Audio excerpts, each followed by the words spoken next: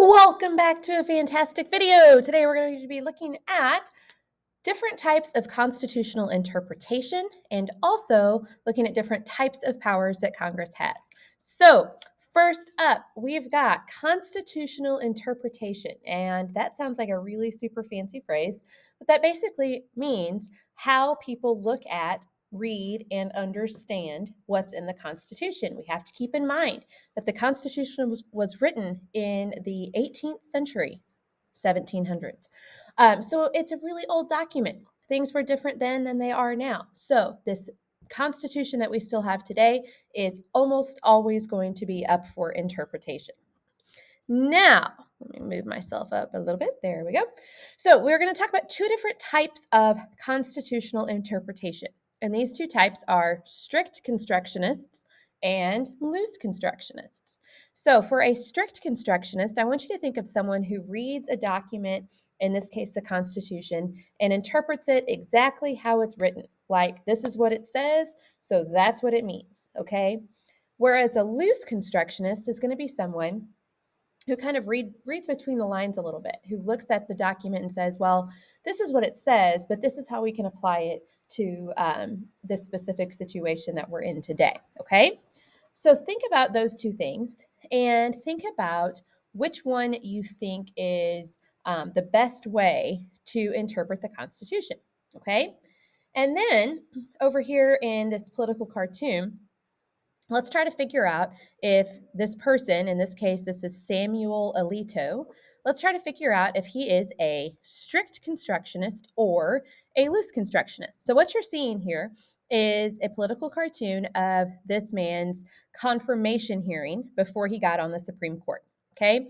The president makes an appointment, the Senate has to confirm it. While they're confirming him, they go through this hearing process and there's tons and tons of questions. It's really a grueling experience. So a senator in this cartoon says, so Judge Alito, what you're telling us is that the Constitution must be read only as the framers would have understood it in 1787.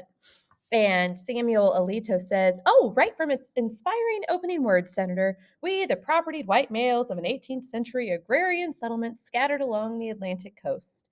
Now, is that really what the first words of the Constitution say? No. The Constitution starts off with, we the people, okay? So based on Samuel Alito's response there, what do you think he means?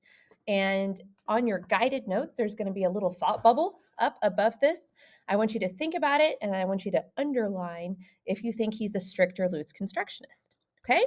So now, McCulloch v. Maryland. McCulloch v. Maryland is an excellent example of what the difference between a strict and a loose constructionist interpretation, okay? So on your guided notes, I want you to kind of think back to McCulloch v. Maryland, and I want you to write down 3 things that you remember about it.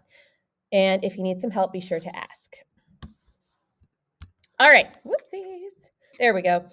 Okay, so now we want to look at some specific powers that Congress has, okay? We're going to break them down into a couple of different categories. So the first one, these are called expressed, sometimes they're called enumerated, we're going to call them expressed powers, okay?